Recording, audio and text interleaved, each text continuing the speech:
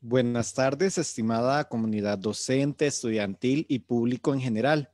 Para la Universidad de Costa Rica, la Facultad de Educación y el Instituto de Investigación en Educación, en el marco del ciclo de charlas La Educación del Futuro, nos enorgullece desde la virtualidad presentarles el conversatorio titulado Los dilemas del sistema educativo para el 2021 en Costa Rica.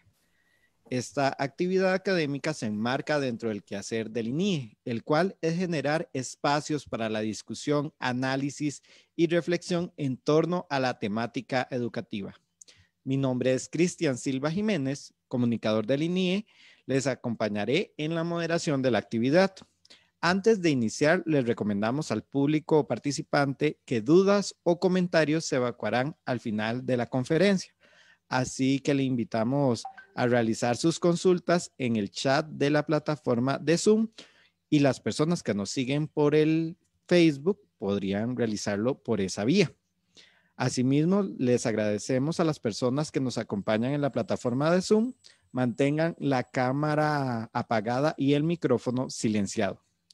La panelista de esta actividad es la vicerrectora de docencia, la doctora Susan Francis. Ella es doctora en educación, máster en evaluación educativa y licenciada en ciencias de la educación con énfasis en administración educativa de la Universidad de Costa Rica. Asimismo, es especialista en entornos virtuales, Virtual Educa, Argentina.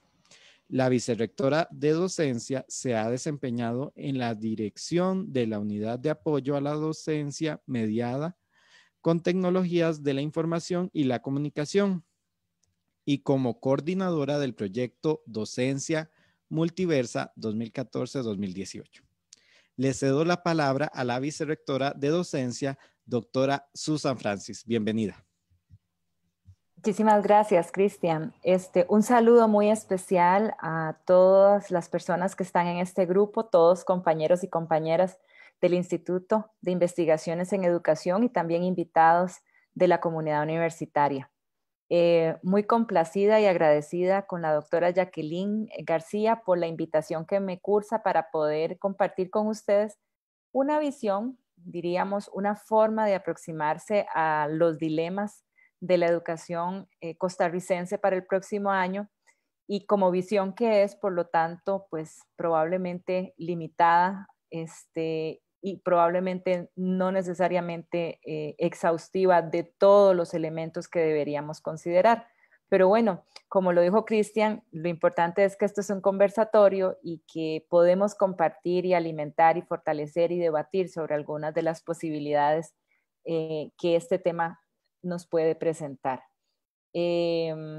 Muy agradecida también por la oportunidad de compartir desde el doctorado en educación los elementos que nosotros hemos podido recoger en un año muy particular y que probablemente nuestras generaciones no habían tenido oportunidad de vivir algo de tal nivel de exigencia, de tal nivel de reflexión y probablemente de tal nivel de esfuerzo para podernos adaptar en él.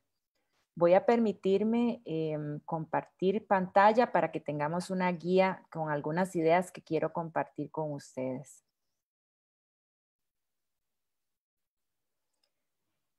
Cuando la doctora Jacqueline me invita a, Cristian, algo importante, ¿cuánto tiempo tengo? Eso es muy importante, porque yo hablo mucho, quienes me conocen saben. Aproximadamente 30 minutos. Ok, muchas gracias. Cuando la doctora Jacqueline García me invita a conversar sobre este tema, yo lo primero que hago es definir qué es dilema.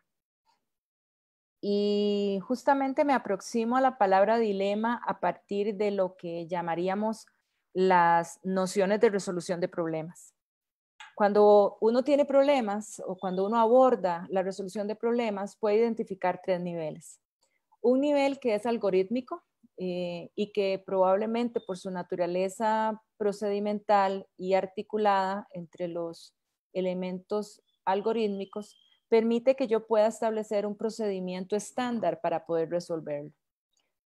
Luego están los problemas que son circunstanciales y que sugieren, por lo tanto, una lectura del contexto adecuada para que yo pueda generar, podría ser eventualmente procedimientos algorítmicos o bien formulaciones más complejas entre algoritmos.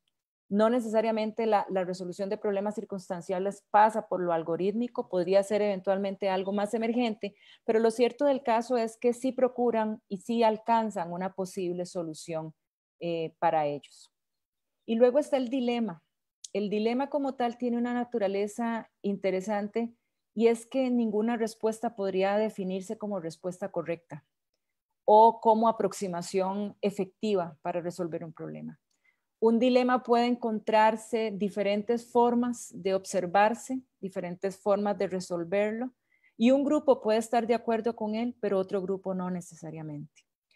Por eso nos coloca el tema de hoy en una circunstancia importante, y es el hecho de que probablemente los tránsitos, las reflexiones, pero sobre todo las propuestas que vayamos a tener, posiblemente van a tener que ser diversas, variadas, y recurrir sobre todo a entender y comprender para quién están pensadas. Este último quiere decir que probablemente nosotros desde acá necesitamos y estamos exigidos a intercambiar con las voces de quienes participan en el proceso. La visión unilateral sería la más peligrosa de las formas de abordar un dilema. Por eso es fundamental entender quiénes conforman el sistema educativo. En ese tanto, yo quise abordar los dilemas desde un foco más general, de tal manera que podamos encontrar como desafío final rutas para integrar diferentes equipos de trabajo para abordar este tema según las poblaciones y los grupos de interés.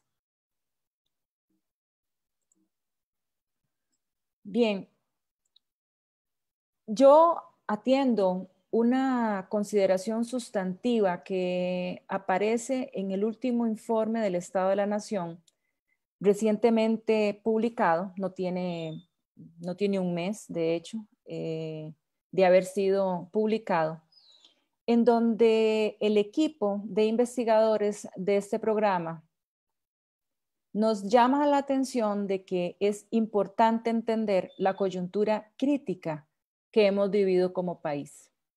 Si bien es cierto, en el 2019 ya se establecía que existían un conjunto importante de riesgos para poder sostener los logros que, digamos, los logros que están asociados al Estado de Derecho, para mantener los derechos humanos costarricenses. Lo cierto del caso es que la crisis de la pandemia no solo los exacerbó, sino que ahora amenaza con que estos logros históricos que permiten este desarrollo humano desaparezcan. Estamos frente a una crisis sanitaria que decantó una crisis económica o que más bien exacerbó la crisis económica que ya teníamos, pero además agudizó la crisis política del país. Y en este escenario hay fundamentales logros que se han venido desgastando, pero que si bien es cierto, los hemos logrado defender en procura de poder tener el país que todos anhelamos, lo cierto del caso es que también estos efectos de la pandemia provocaron abruptos y generalizados retrocesos en materia de desarrollo humano.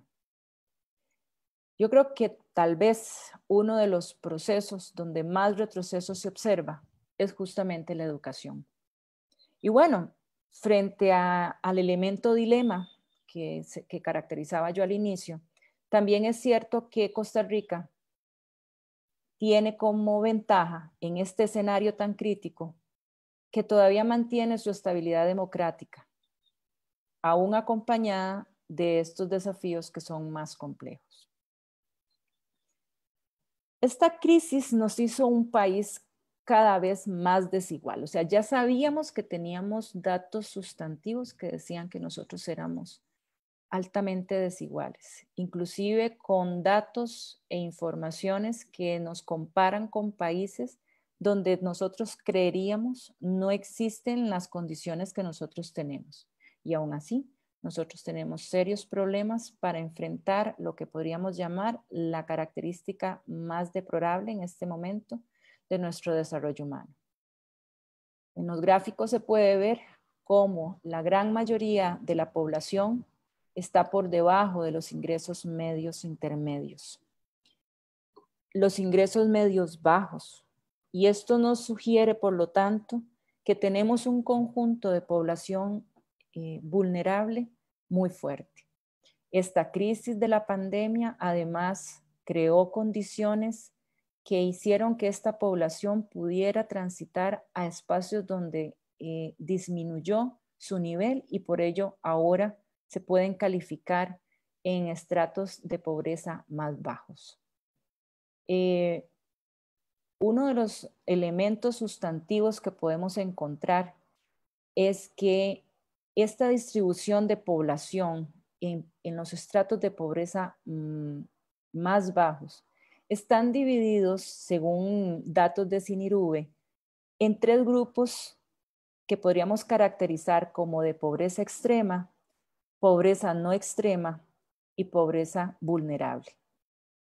Si destacamos estos 3 grupos, tendríamos que indicar que uno de los factores que explican su colocación en esos grupos es justamente la brecha educativa. Y aquí me voy a detener un momento porque yo creo que una de las consideraciones fundamentales a la hora de pensar los dilemas es que nosotros no podemos pensar los dilemas del sistema educativo solo en lo que llamaríamos el abordaje curricular o lo que llamaríamos el abordaje propiamente de educación formal. Hablamos que el sistema educativo se encadena con toda la estructura de desarrollo humano para posibilitar que todas las personas puedan tener un mejor nivel de vida. Y cuando yo asisto como docente a un nivel educativo y desarrollo mi trabajo, no solo soy responsable en conjunto con el personal docente y compañeros directivos, no solo soy responsable de poder desarrollar toda una propuesta curricular, sino que también estoy siendo partícipe del proyecto de vida de muchas personas, donde posiblemente la aspiración es a salir de esos niveles de pobreza. Estos elementos realmente nos colocan en un nivel de responsabilidad fundamental en términos de los dilemas que podemos presentar el día de hoy. Quiero enfocar 4 dilemas que para mí son prioritarios. Como les digo, es mi visión, por lo tanto la comparto para que la podamos enriquecer, cuestionar, dialogar. En primera instancia, creo que el primer dilema es lograr que toda la población que quedó fuera del proceso formativo, educativo durante este año, regrese. Ese probablemente es un desafío muy complejo. Si ya de por sí teníamos procesos educativos en procura de ser procesos más inclusivos y todavía no lo habíamos logrado, en este momento ese desafío se convierte realmente en la tarea por lograr en el 2021. Y cuando hablo de procesos inclusivos no es solo de crear cobertura, sino que estoy hablando de crear proximidad. Estoy hablando de que todos podamos participar e ingresar nuevamente al proceso educativo con condiciones mínimas que me aseguren la oportunidad y la equidad de oportunidades a una educación de calidad. Hablamos de que ese proceso de educación más inclusivo va a tener que estar mediado por un retorno seguro, un retorno escalonado y un retorno planificado. Hoy en la mañana tenía la oportunidad de escuchar a la doctora Cidalí González de la Oficina de Bienestar y Salud, quien nos compartía unos datos que señalan que ya la OMS está declarando que el 2021 seguirá siendo año pandemia. O sea, lo que probablemente, la promesa que probablemente todos teníamos en nuestro corazón de que llegado diciembre posiblemente ya íbamos a finalizar con esta situación que hemos vivido, no va a ser así.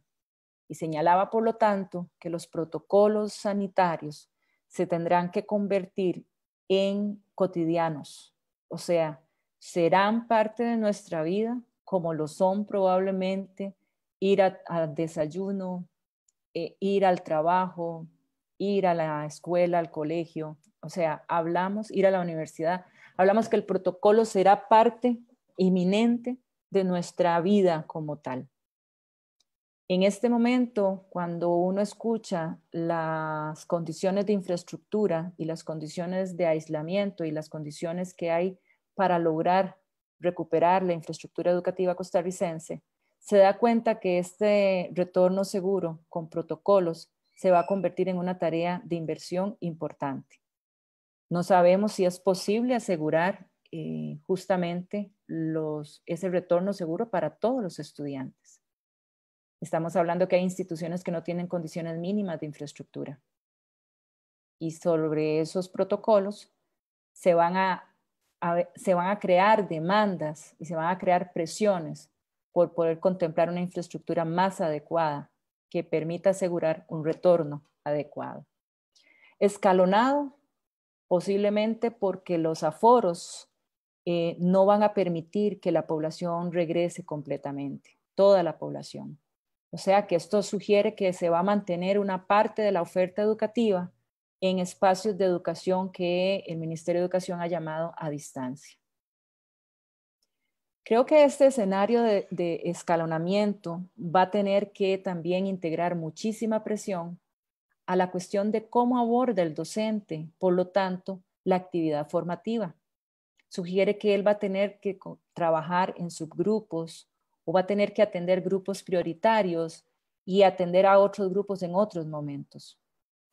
Debemos pensar, por lo tanto, en un trabajo y en una estructura y en una estrategia de trabajo colaborativo, docente y directivos que permita realmente que ese escalonamiento y esa distribución de grupos pueda ser atendida de manera adecuada sin que nadie salga del proceso educativo.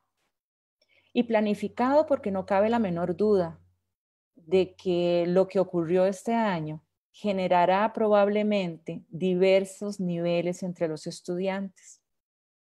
Entonces, aquí tenemos que prestar atención a dos elementos. ¿A qué vamos a regresar?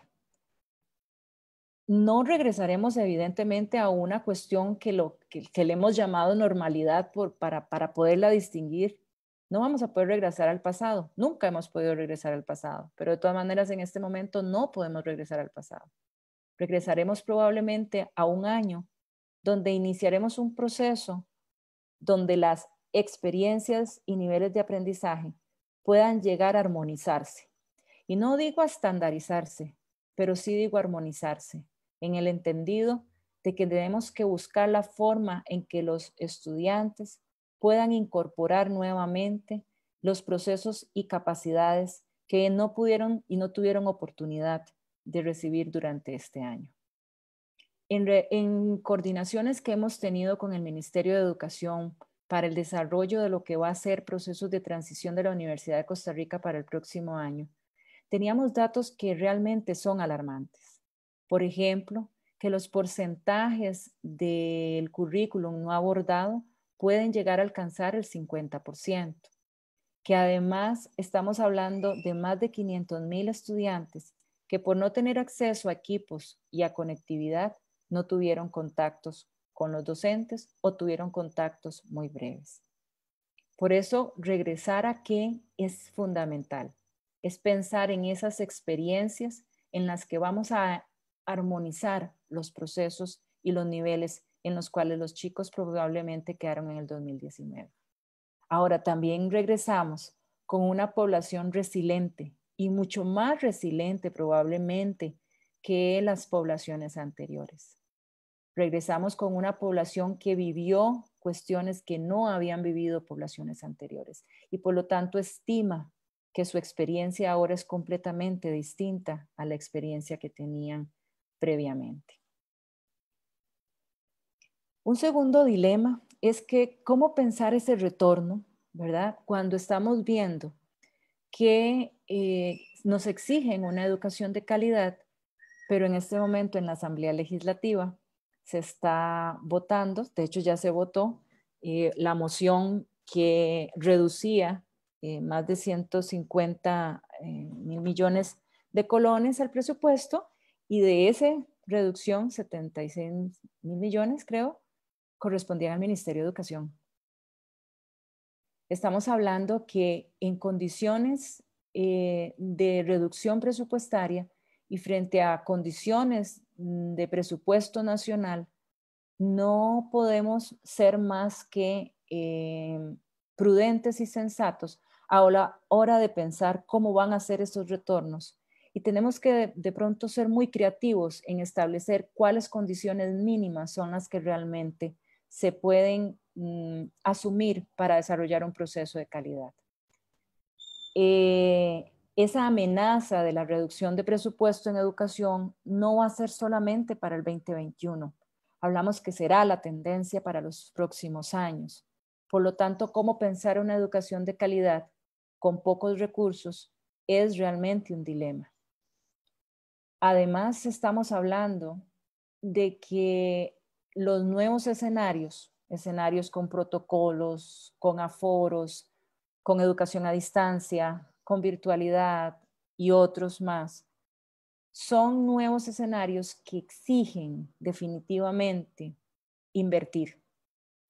Por lo tanto, en este momento donde tenemos básicamente una inversión educativa amenazada por la reducción, tenemos que lograr presionar y trabajar fuertemente con una idea que comparto yo de doña Isabel Román, cuando nos indicaba que reducir presupuestos en educación era devolverse al error que habíamos cometido en la década de los 80. No sé si recordarán la fuerte contracción que hubo en esa época. Bueno, por lo menos los que tenemos mi edad, ¿verdad? Podremos recordar que estábamos en etapas escolares y que se hablaba fuertemente de la crisis. A inicios de esa década, la educación tenía una inversión que representaba el 5,3% del Producto Interno Bruto.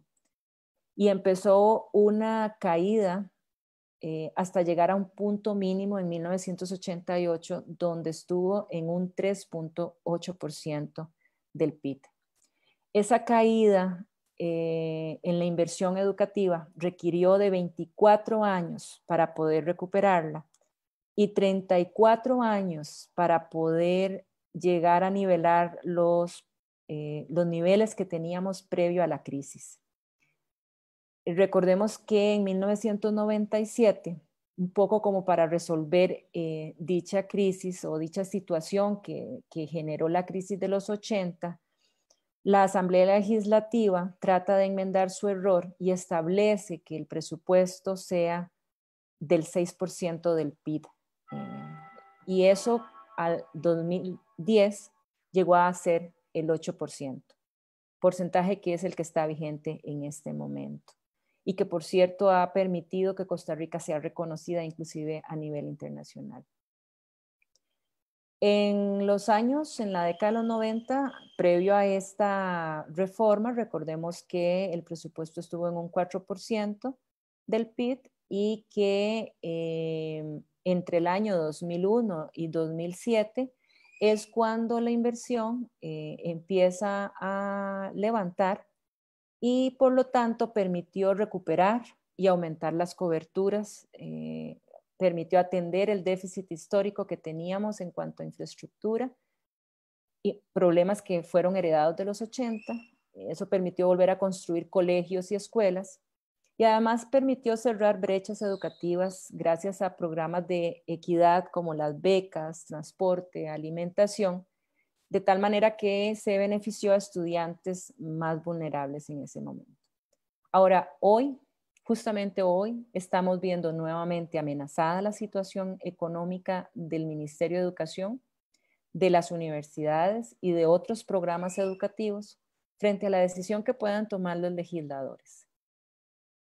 esas mociones que están en la Asamblea Legislativa o esa moción que está en la Asamblea Legislativa podría provocar que nuevamente tengamos el contexto de retroceso que generó la crisis de los 80. Ahora bien, nosotros no podríamos pensar que solo la reducción económica atenta en relación con la educación de calidad. Nosotros tendríamos que pensar también que uno de los elementos de la educación de calidad tiene que ver con quienes conformamos el personal docente que está a cargo de los procesos educativos, quienes están a cargo de los procesos directivos, quienes están a cargo de toda la gestión de las instituciones educativas. Este grupo, esta comunidad que conformamos, supone que nosotros tenemos que tener una amplia comprensión de los desafíos que implica trabajar con pocos recursos, pero además contar con constructos, metodologías, no solo para esa comprensión, sino para emprender curricular y pedagógicamente y administrativamente los nuevos escenarios. Por eso no podríamos dejar de pensar, o deberíamos más bien asumir como desafío en este momento la educación para la proximidad en términos de nuevas experiencias y oportunidades distintas frente a un contexto de pocos recursos. Uno de los fundamentos que además sostiene el dilema número 3 está enlazado con esto último que les planteo del dilema 2. Trabajar los retos como personal, como comunidad educativa, de cara al regreso, al retorno, supone que también nosotros superemos los vacíos en cuanto al desarrollo de los programas de estudio que se presentaron, pero supone superarlos también atendiendo a una noción básica, y es que nosotros trabajamos en actividades de formación, no en actividades de información. Una de las cuestiones más peligrosas en las que caímos durante esta época de pandemia fue en entrar a la virtualidad, para poner un ejemplo, solo a informar, a compartir materiales para que los estudiantes los leyeran, a compartir documentos en paquetes que eran entregados a los estudiantes para que los estudiantes se informaran, pero no necesariamente para que se formaran. Si nosotros recordamos y valoramos la noción de formación, tenemos que recordar que las desigualdades también se exacerban si nosotros no desarrollamos procesos formativos. Los procesos formativos son realmente procesos de trascendencia humana, o sea, cuando estamos frente a un proceso formativo, estamos en la posibilidad de observar cómo niveles de la persona logran trascender a procesos superiores, pero a niveles superiores que son propiamente humanos. O sea, la formación es la gran capacidad de educabilidad que tenemos como personas y que por lo tanto nos hace ser más sensibles a las dimensiones del contexto humano y las dimensiones del mundo y las dimensiones de la naturaleza. Formación implicará, por lo tanto, reconocer que si no todos, la gran mayoría, tuvieron poco contacto formativo durante este año de pandemia. Formación supone, por lo tanto, aclararnos que es necesario revisar en este momento cuáles son las capacidades que tienen la comunidad estudiantil para abordar los elementos contextuales y textuales. Me refiero propiamente a entender el papel que tienen como sujetos y actores sociales en medio de una crisis como la que estamos viviendo. Por supuesto, entendemos que los niveles de educación son distintos, que las exigencias en términos de las edades también son distintos. Pero es claro, disculpen, es claro que en todos los elementos que nosotros concebimos como formación, entra la necesidad de comprender la naturaleza como parte de mi cotidianidad. Y aquí señalo el ejemplo de lo que supone, por lo tanto, un retorno seguro. Si tomamos en cuenta, por ejemplo, que en universidades que lograron la apertura durante esta fase de crisis de pandemia en universidades en el extranjero, podemos reconocer cómo los niveles de contagio aumentaron. Y esto se explica no por su participación en las actividades educativas, sino por la participación en las actividades sociales. Por lo tanto, la comunidad estudiantil debe asumir también la comprensión de lo que es vivir en una pandemia y ser responsable de sus prácticas también sanitarias. Como lo es también entender que las familias como concepto burbuja también forman parte de ese contexto educativo y por lo tanto la formación de los elementos contextuales va a implicar un alcance a partir de cómo el estudiante logra esas capacidades de comprensión de los elementos contextuales. Elementos textuales porque estamos viviendo en esta época en un mundo de señales, en un mundo de signos, en un mundo de lecturas, donde definitivamente la comunidad estudiantil debe procurar, por lo tanto, señalar rutas, crear posibilidades a partir de esta formación y a partir de la formación de capacidades de razonamiento y de posición crítica en relación con los objetos. Hablamos de formación también en las capacidades para indagar y comunicarse de manera adecuada. Si hay algo que en esta pandemia tuvimos oportunidad de ver, es que el mundo de la Internet es, además de vasto, diverso. Y ello implica, por lo tanto, que los estudiantes tienen posibilidades de ponerse en contacto con diferentes fuentes de información. Esto lo veníamos diciendo probablemente ya antes del 2020, no es una cuestión que sea nueva. Sin embargo, en este año nos dimos cuenta que así era. Nos colocamos frente a la comunidad estudiantil en un plano donde no todo lo teníamos resuelto, donde no teníamos todo seguro, donde probablemente la noción de la incertidumbre se acrecentó muchísimo más de lo que posiblemente podíamos pensar que pudiéramos tener. Eso significa que tuvimos que replantear los roles que teníamos como docentes en procura de poder establecer nociones más hacia la indagación y la investigación de parte de los estudiantes. Y creo que la formación también nos supuso encontrarnos con un actor que posiblemente teníamos relegado, que es la corporeidad y la promoción de una salud integral. Posiblemente en el 2021, ese dilema número 3 que yo llamo formación versus información, estará asociada a la consideración de que todos nosotros también participamos en los procesos educativos en cuerpo, que el cuerpo está presente, que el cuerpo se cansa, que el cuerpo está atento, que el cuerpo está motivado, que el cuerpo forma parte también de ese proceso de formación. Los desafíos que se nos mostró en términos del abordaje de la salud mental y las exigencias que se dieron para atender situaciones depresivas en la comunidad estudiantil y docente, nos sugirió por primera vez que realmente estamos en cuerpo y en alma y que no existe una dicotomía en ellos. Nosotros no podríamos seguir pensando la formación como una noción nada más de lo que llamaríamos la implicación de la mente dentro del proceso formativo.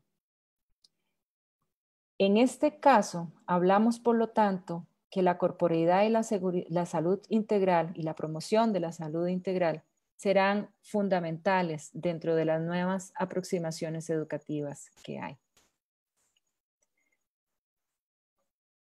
Un siguiente dilema tiene que ver con la noción de retroalimentar el proceso formativo versus tener una idea de control del proceso, que es un poco lo que posiblemente existía previo al 2019 y que lo podemos ver en algunas investigaciones que ya están reportadas, inclusive en el estado de la educación.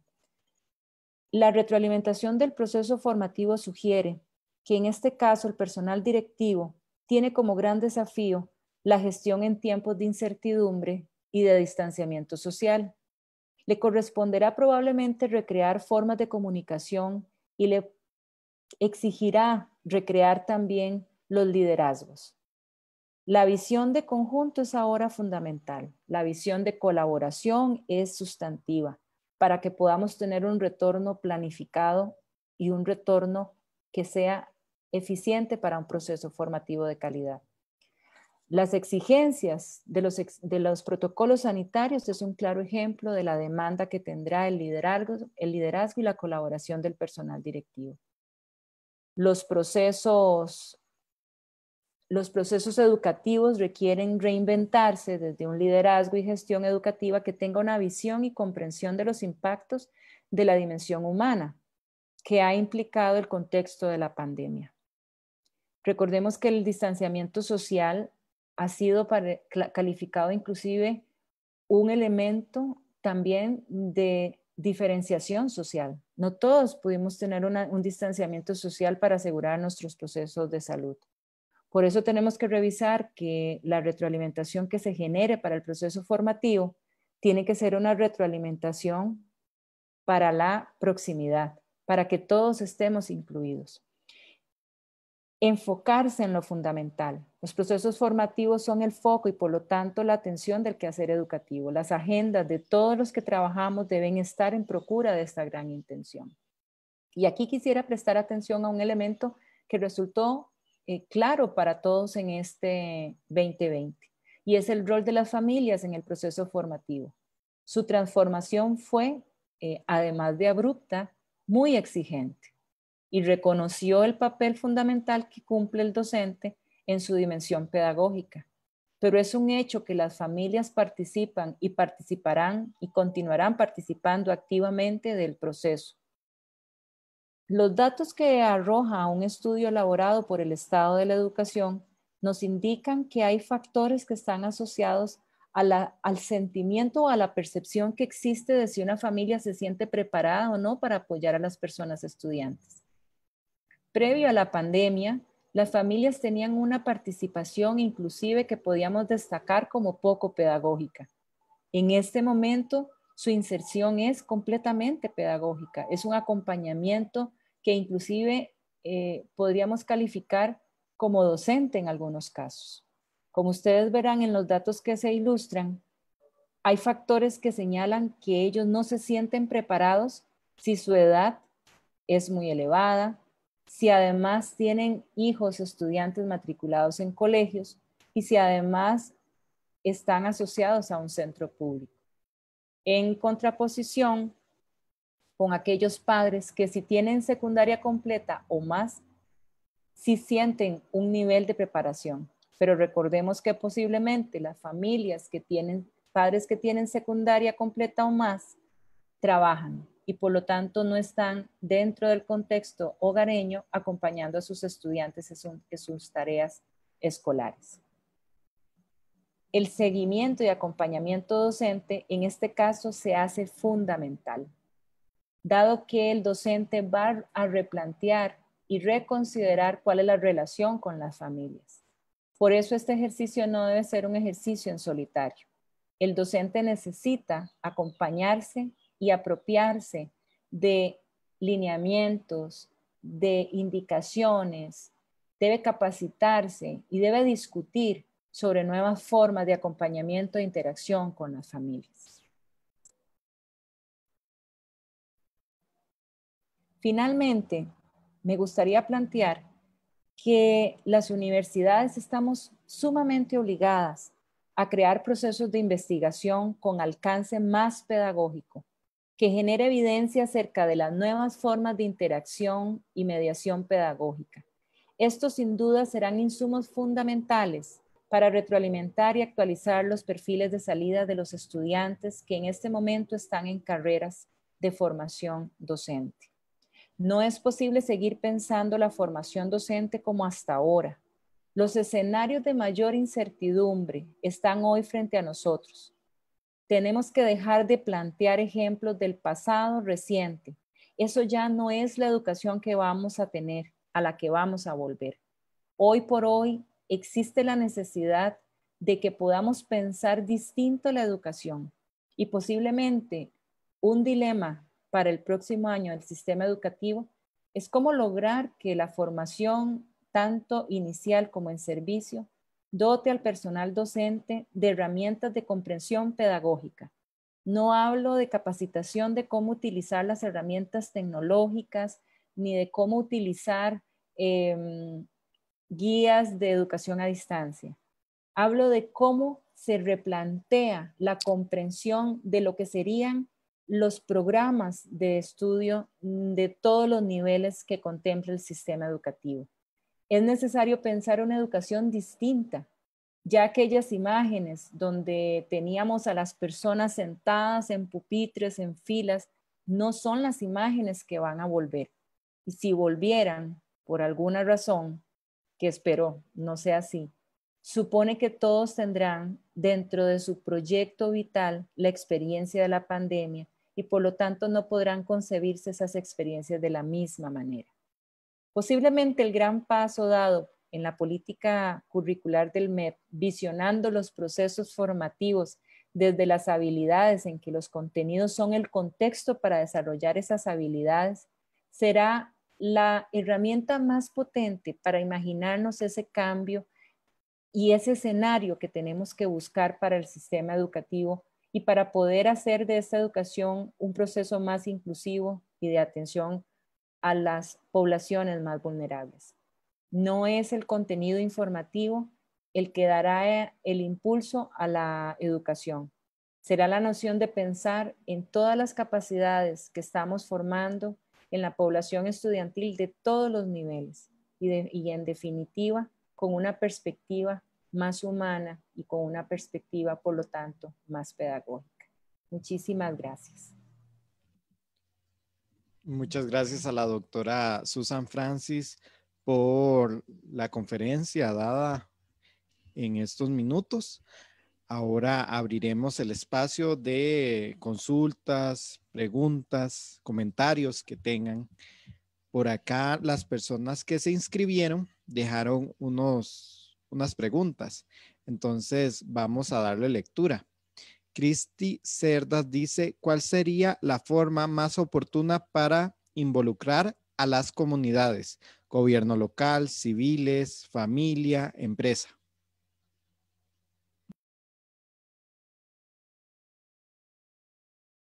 Gracias.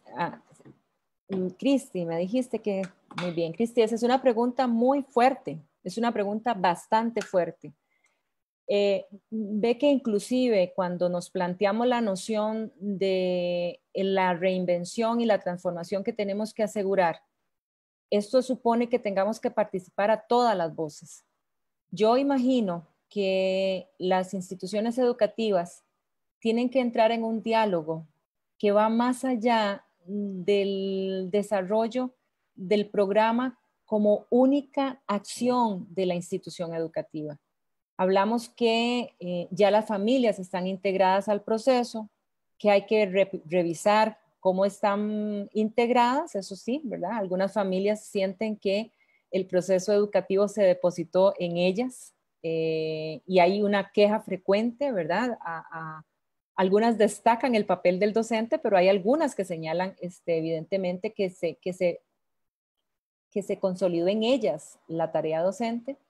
Eso significa que por lo tanto necesitamos crear espacios de diálogo con las municipalidades, con los consejos municipales donde hay representación del área de salud, del área de cultura, del área educativa, para crear nuevos escenarios educativos, para pensarse nuevas formas en las que podemos abordar esa armonización de niveles educativos que señalaba. Creo que la pregunta que señalas llama la atención a la planificación que los centros educativos como instituciones sociales tienen que tener al interior de una comunidad. Y me parece que estás dando en el punto, sobre todo en cuanto a la relación que el centro educativo tiene en un contexto social. No he escuchado básicamente algún planteamiento específico al respecto, pero sí creo que las instituciones, a partir de las instancias que ya han creado, tienen la necesidad de involucrarse, como te planteo, con los consejos municipales, que es donde hay representación de instancias que pueden asegurar, por poner un ejemplo, la atención de protocolos, la atención de salud y promoción de la salud integral, por ejemplo, y la existencia inclusive de otros espacios educativos. pensando sobre todo porque las instituciones educativas no van a recibir a todos. Muchas gracias, doctora Susan Francis. Continuamos con más preguntas. Emanuel Blanca menciona, ¿qué tanto debería formalizar la Universidad de Costa Rica el trabajo virtual en las carreras? Es decir, si algo se está haciendo bien en esa línea, ¿por qué no mantenerlo? Al respecto, hay mucho beneficio para los estudiantes y las carreras. Este es un dilema interesante, Manuel. Vamos a ver. Yo no creo que nosotros vayamos como país a devolvernos a lo que existía. Y vamos a ver, estás poniendo el ejemplo de la universidad. La universidad se demostró a sí misma cuando transitó al teletrabajo y a la relación de trabajo docente remota, que existían muchísimas oportunidades que tal vez por una especie de temor, vamos a decirlo así, no lo habíamos logrado implementar con el alcance que tuvimos que hacerlo este año. Hablamos, por ejemplo, que en efecto se está considerando el teletrabajo como una acción que se va a mantener. Te voy a poner un proceso que es crítico y que yo no sé cuántos de nosotros pensamos en él, pero la universidad logró hacer los trámites de planillas y pagos de becas y de salarios sin que hubiese algún problema. A nadie se le atrasó el salario y a nadie se le atrasó el pago de las becas. De hecho, cuando hubo reducción en algunos de estos rubros, inmediatamente hubo la reacción. Entonces, eso significa que la universidad tiene capacidad para poder sostener, digamos, procesos altamente sensibles a partir del teletrabajo. Ahora, cuando yo pienso en la parte educativa también logró identificar muchísimas oportunidades. A ver, la opción de que inclusive un mayor número de cursos pudieron recibir la participación, por ejemplo, de profesores y estudiantes de otros países a través de estas herramientas, fue uno de los elementos positivos que yo aprecio de esta virtualidad o este trabajo remoto. Algunos estudiantes identificaron inclusive oportunidades que no habían existido cuando estaban en la presencialidad. Y pongo el ejemplo de los laboratorios virtuales que se desarrolló en este segundo ciclo. Si los cursos que se desarrollaron en los laboratorios virtuales de la nube académica institucional se hubieran desarrollado de manera presencial, los estudiantes solo hubieran tenido oportunidad de ir a los laboratorios 2 veces a la semana. Con la nube lograron ir a los laboratorios todos los días y hacer sus prácticas cuando quisieran, ingresaban a los laboratorios. O sea, existe definitivamente una gran oportunidad. Ahora bien, Emanuel, hay muchas oportunidades en la virtualidad y en el teletrabajo, pero no debemos olvidar, y eso es sustantivo, que la virtualidad y el teletrabajo son posibilidades de comunicación. Y aquí quiero hacer el llamado de atención, por lo tanto, a que si los dejamos, deben ser planificados e implementados para la comunicación entre personas. O sea, lo que quiero decir es que no podemos obviar la dimensión humana. Tenemos que pensar que este año la virtualidad colaboró para que todos nos pudiéramos ir a las casas, pero la universidad ya venía desde 14 años antes trabajando la virtualidad como flexibilización curricular. Entonces, si la universidad mantiene la flexibilización curricular, mantiene la virtualidad para flexibilización curricular, perdón, hablamos que tiene que ser planificada para que sea un ejercicio de mayor democratización, de mayor comunicación entre personas, no para generar mayor distanciamiento. Si generamos procesos de teletrabajo, igual. Se pueden mantener, por supuesto, la universidad ya demostró que se podía, pero también para apropiarnos de un proceso de comunicación que entre personas, para asegurar la fluidez de los procesos, para que los procesos estén a tiempo y en forma, no para alargar los procesos. Bueno, eso al menos, Emanuel, es mi posición. Muchas gracias. Por acá tenemos en la plataforma de Zoom dos preguntas. Les voy a dar lectura. Olivier dice, el desafío 3, más formación. ¿Están ya las universidades en sus facultades de educación trabajando en eso, en esto, en forma significativa? Y Sandra menciona, ¿cómo abordar esa transformación docente desde ese punto humano y pedagógico en consecuencia a la crisis y la exigencia al cambio? Ok, ¿qué preguntas más fuertes me están haciendo? Yo creo que son preguntas para un conversatorio cada una. La doctora Jacqueline que las apunte porque son muy buenos temas todas las preguntas. Vamos a ver, las facultades de educación y la Facultad de Educación de la Universidad de Costa Rica, en efecto, yo podría distinguir dos fases, ¿verdad? Voy a hablar de la primera tal vez con un poco más de conocimiento porque todavía en ese momento yo estaba en el doctorado en educación activamente como docente y posteriormente al pasar a la vicerrectoría, pues no es que me desconecto, pero veo los procesos, otros procesos, no necesariamente el proceso inicial. El primer proceso supuso el acompañamiento y el fortalecimiento de las capacidades del personal docente de la facultad para atender la virtualidad. Eso exigió un papel muy importante de parte de Protea y otras iniciativas, como por ejemplo, destaco la de la Escuela de Orientación, que trabajó materiales que circuló, o bien la gran experiencia que tenía la Escuela de Bibliotecología y Ciencias de la Información, donde el personal siempre ha sido un personal muy dispuesto y animado a trabajar en la cuestión de la virtualidad. Por lo tanto, ya había una experiencia previa que les facultó muchísimo a trabajar, hicieron inclusive propuestas para los lineamientos de defensa de trabajos finales de graduación en contextos virtuales. Así que yo creo que esa primera fase se enfocó en poder trabajar justamente con los docentes, con la comunidad docente, el profesorado de la Facultad de Educación. De hecho, Protea inclusive también está apoyando a METICS con el profesorado de la institución. Ahora bien, cuando hablamos de los perfiles de salida de los estudiantes, creo que en efecto ese paso se comienza a dar cuando se empiezan a dar las retroalimentaciones en cuanto a lo que estaba sucediendo.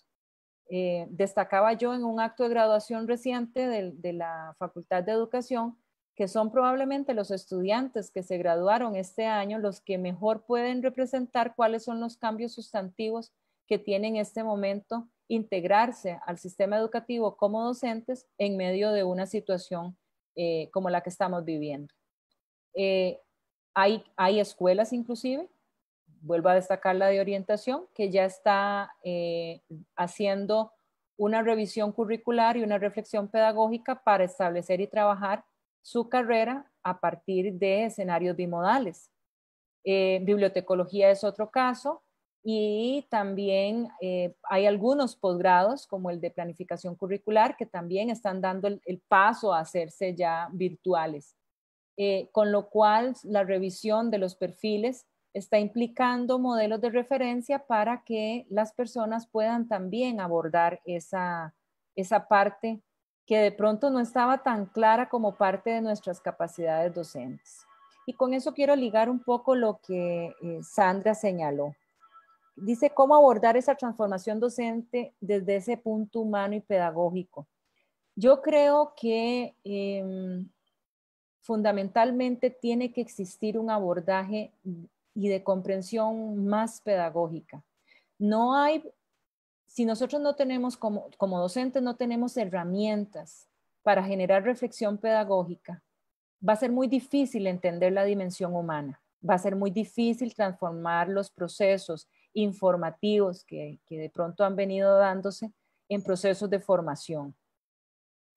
Y me quiero detener un poquito acá porque a veces nosotros pensamos que tener constructos y tener fundamentos pedagógicos es tener cuestiones teóricas, ¿verdad? Es una noción como de los libros, del texto que no se ve en la práctica. Yo no me refiero a eso.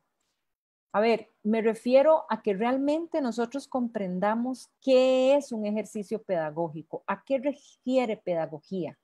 ¿Por qué por qué se dice que los docentes hacemos un ejercicio pedagógico? Bueno, porque nosotros buscamos intencionalmente la transformación de la conciencia y razonamiento de las personas, porque nosotros buscamos intencionalmente transformar las formas en las cuales han venido desarrollándose las personas para procurar mejores escenarios. Esa búsqueda intencional supone que nosotros comprendamos, por ejemplo, cuáles son las condiciones en las que, por ejemplo, vive la comunidad estudiantil que yo atiendo. Yo no puedo imaginarme entrar a un aula y pensar que los chicos y las chicas que están en mi aula viven en las mismas condiciones. No puedo pensar tampoco en que las nociones de interacción entre las personas no son importantes a partir de esas diferencias. De igual manera, cuando hablo de la parte pedagógica, hablo de, bueno, ¿y cuáles son en esa búsqueda intencional, cuáles son las arquitecturas que permitirían a este grupo de estudiantes poder formarse? ¿Cuáles son esas experiencias que tienen que vivir? ¿Cuáles son esos tránsitos que tienen que vivir? Entonces, cuando yo hablo de reflexión pedagógica, no hablo de técnicas didácticas. Hablo del ejercicio pensado, real, en que el docente se coloca frente a la posibilidad de comprender su papel en la formación de otros, en su papel de animador, de motivador, de organizador y orquestador y arquitecto de experiencias de formación. Porque si de pronto el docente no está, ¿quién va a concebir esas experiencias? ¿Con qué formación, con qué reflexión las va a poder trabajar? Por eso a mí me parece a veces, ¿verdad? Yo pensaría que lo primero que hay que trabajar es justamente ahí. No quedarnos en la experiencia por la experiencia, sino tomar la experiencia y mediarla con conceptos, con constructos, que si necesitamos replantearlos, replanteamos. Yo muchas veces escucho a gente que se gradúa y dice, una cosa es lo que le dicen a uno en la universidad y otra cosa es lo que pasa en la práctica. Y la pregunta que yo le haría a esas personas es, bueno, tráigase la práctica, revísela, investíguela, reflexiónela y proponga otras categorías para entender entonces cuál es el papel del docente y cómo nosotros podemos promocionar esa noción. Y dejo un último ejemplo que me parece que es clave a propósito de la virtualidad. Hace unos días un profesor me decía que estaba agotado de hablarle a los rectángulos. Decía así, a los rectángulos. Y yo le decía, ¿cómo que le estás hablando a los rectángulos? Vos no le hablas a los rectángulos, estás con personas. Me dice, pero es que es tan oscuro, no los veo. Digo, ¿qué es lo que querés ver? ¿A la persona? Me dice, sí, yo quiero ver a la persona. Ahí hay como una especie como de límite, ¿verdad? El asunto de que yo con la virtualidad no puedo oler el perfume de las personas, me pone en una condición, vamos a ponerlo así como de distancia. La virtualidad es una forma de imaginación, pero cuando yo recibo, por ejemplo, en mi aplicación de mensajes, un mensaje que viene titulado Pauli es mi hija. Mami, ¿cómo estás? Ven que yo hasta el tono le pongo, mami, ¿cómo estás? No digo, mami, ¿cómo estás? Sino, mami, ¿cómo estás? O sea, la virtualidad me ayuda a pensar que estoy comunicándome con otra persona.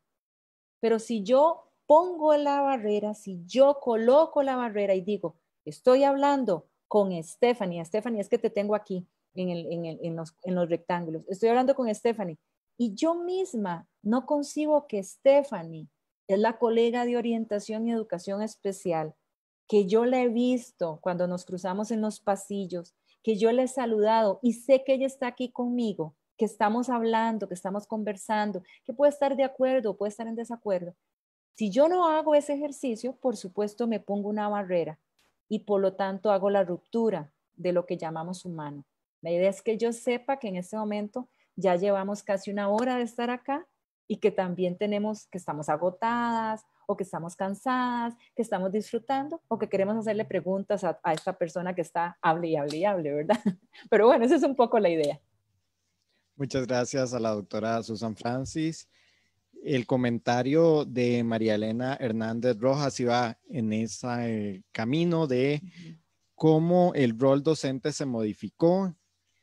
Todo esto que ha venido hablando la doctora Susan Francis también. Ahora bien, vamos a continuar con el conversatorio y le voy a ceder la palabra a la doctora Jacqueline García Fallas, directora del Instituto de Investigación en Educación. Bienvenida. Muchas gracias, Cristian. Y bueno, especialmente un saludo a Susan. Tuve un problemita con mi conexión, entonces voy a reiniciar ahorita. Tenemos unos problemitas técnicos con la doctora Jacqueline García. Bueno, comunicarles que este es el último conversatorio sobre el ciclo de charlas Educación del Futuro. El próximo año esperamos tener más conversatorios en este sentido. Ahora sí, tenemos a la doctora Jacqueline García Fallas. Gracias, Cristian. De nuevo, efectivamente, en la última parte tuve que conectarme vía teléfono. Por dicha, ya volvió la conectividad. Y quería agradecerle a Susan por su reflexión tan clara y sobre todo en lo medular que es el acto pedagógico del proceso formativo. Creo que es la primera vez que este tema se aborda de esa manera y es ahí donde los dilemas de la educación y todo lo que ha significado la transformación educativa del mundo debe ubicarse.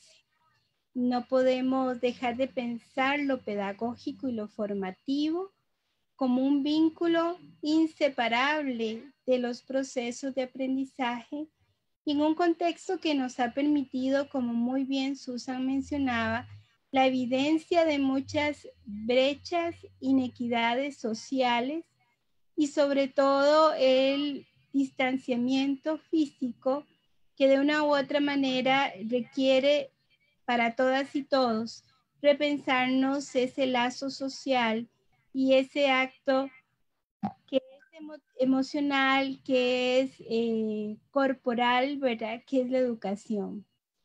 Y que muchas y muchos de nosotros pues eso lo añoramos, pero que efectivamente va a significar ese paso.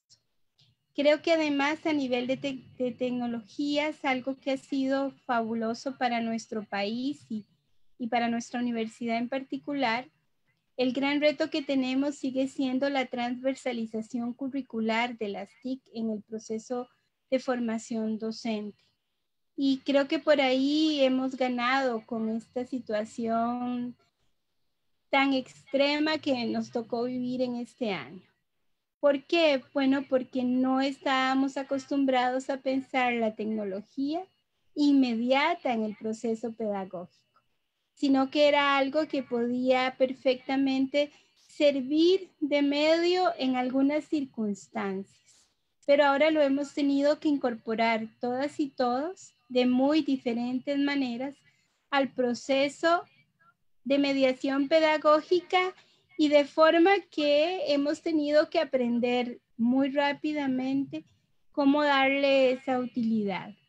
Me han encantado, Susan, los dilemas que nos has planteado y creo que lo tenemos que seguir revisando y trabajando muy claros y además que nos permiten orientar el proceso formativo.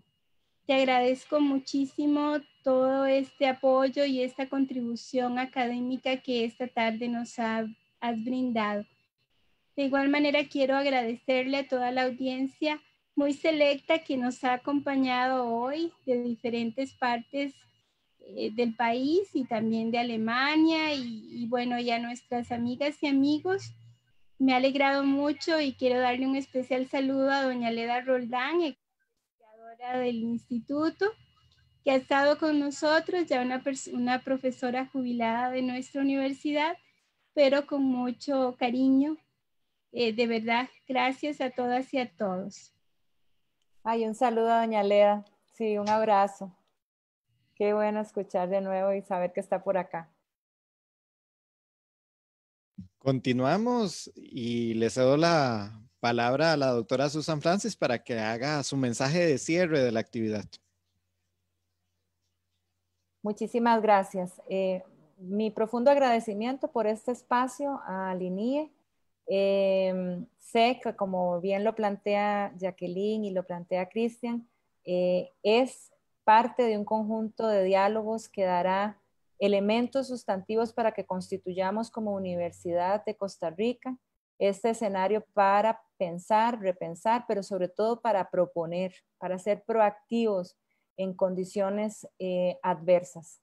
La universidad tiene una amplísima responsabilidad en ese sentido y estoy completamente segura que este tipo de actividades procurará que muchos de nosotros podamos generar procesos académicos en favor de las poblaciones más vulnerables de este país. Y particularmente en el campo de la educación, estamos llamados, es un deber, a poder apoyar al Ministerio de Educación para que podamos llevar a las poblaciones más deprimidas la posibilidad de armonizar sus niveles educativos. Ha sido un verdadero placer estar el día de hoy por acá, compartir con todos. Un abrazo y un abrazo para todas. Muchas gracias a la doctora Susan Francis, vicerrectora de docencia, y a la directora del Instituto de Investigación en Educación, Jacqueline García Fallas. Agradecemos a las personas que colaboraron en la organización de esta actividad, al diseñador gráfico del INIE, Alejandro Vilches, a los compañeros encargados de la Unidad de Tecnologías de Información, Alonso Salazar y Carlos Gómez, además a la compañera encargada de la coordinación de la Unidad de Apoyo a la Investigación y Acción Social, Wendy Páez, a la doctora Flor Jiménez Segura, directora de la Escuela de Orientación y Educación Especial, por apoyarnos con la interpretación del ESCO, a Flora Guzmán, intérprete de este lenguaje, y a las demás personas que de una u otra forma colaboraron en esta actividad. Así llegamos al final de este evento. Muchas gracias a las personas que nos acompañaron por el perfil del Facebook del Instituto de Investigación en Educación y también por el Zoom de esta actividad. Muchísimas gracias.